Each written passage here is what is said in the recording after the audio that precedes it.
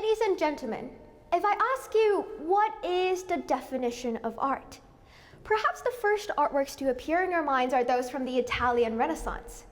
David by Michelangelo, The Last Supper by Leonardo da Vinci, or the most common answer, the Mona Lisa. Apart from these classical paintings and sculptures, which are arguably the most common forms of art, I doubt any of your answers will be anything along the lines of a urinal. Of course, the Renaissance, tracing back to the 15th century, was undeniably an irreplaceable milestone in art history. However, as we consider what art really can be, another definition that I really like was from Ambrose Bierce in his Devil's Dictionary. Art, noun. This word has no definition.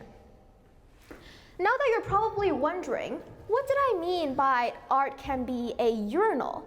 How and why can a urinal be considered a form of art? Well, the answer to these questions were given back in 1917 with the first artwork to be explored today.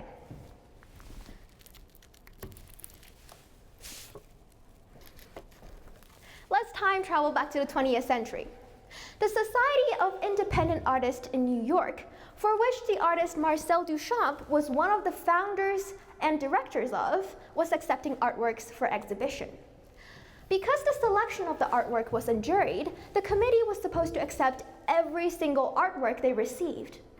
This exhibition was intended to stand against the popular elite culture in salons, and it was celebrated for being open to anyone.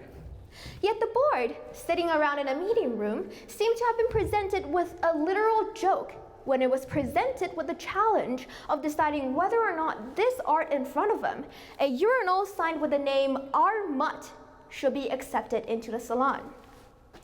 While the committee could not outright reject it, they chose to hide it somewhere in the corner of the exhibition so no one saw it, which basically serves as a silent rejection.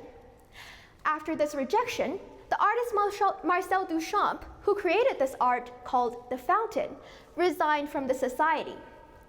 To many in both the 20th century and now, this art, The Fountain, is considered too radical. It boldly challenges the mainstream conception of art and, as it turned out, greatly shifted the trend in modern and contemporary art history.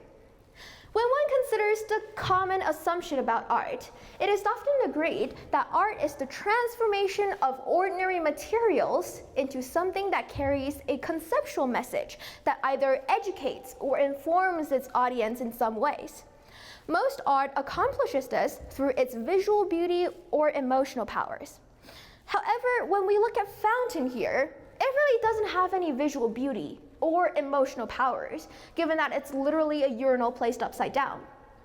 What makes up its core message, however, is truly the endless possibilities of art. How art cannot be confined under one simple definition, as the fixed rigidity implied by such definition and our assumptions of it leads directly to its death. Another example that illustrates this unique property of art, its versatility, is Comedian by Italian artist Maurizio Cattelan.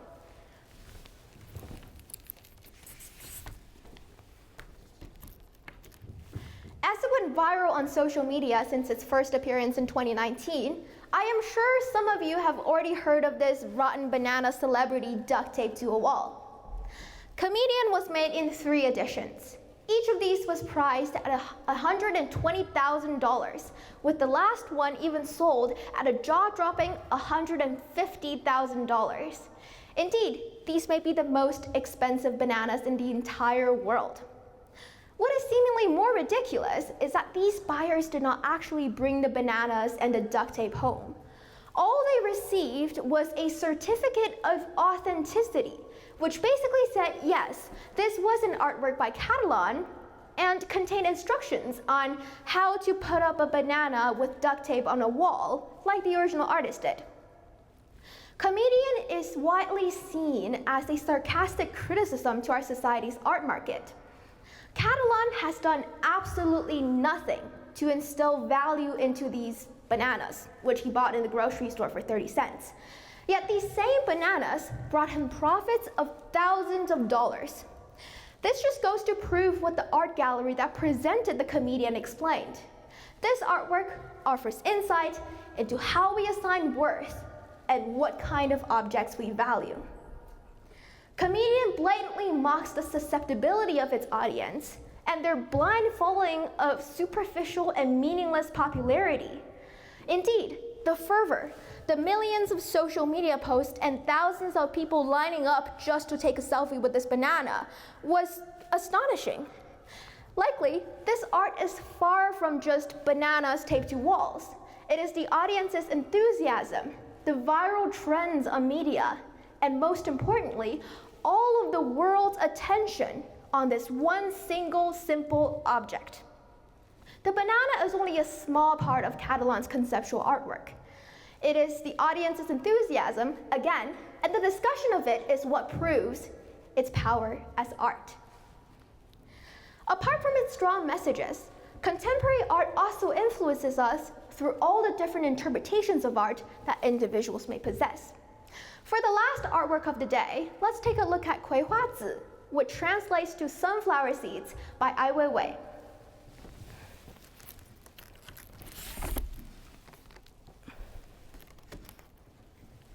Handmade and painted by 1,600 workers in the famous porcelain town of China, Jingdezhen.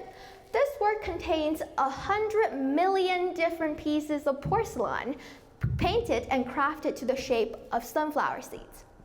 The political message associated with this piece of artwork is what originated from the artist's childhood, the popular propaganda from the Chinese government, as Ai Weiwei wanted to express how individual citizens of China were often depicted without identities. They were often depicted as followers of Mao, the leader of the Communist Party. Various interpretations suggest that this artwork is a criticism for the Chinese government, as it conveys how people lose their individuality under overwhelming political influences. However, this work inspires way more than just one interpretation. Taking myself for example, what I personally take away from this artwork is exactly the opposite from the previous perspective. Even though at a rough glance, these seeds may look the same, there are subtle distinctions between each of them that distinguishes each seed from each other. No two seeds are exactly the same, and I interpret this as how each and every one of us has something unique to ourselves that distinguishes us from others.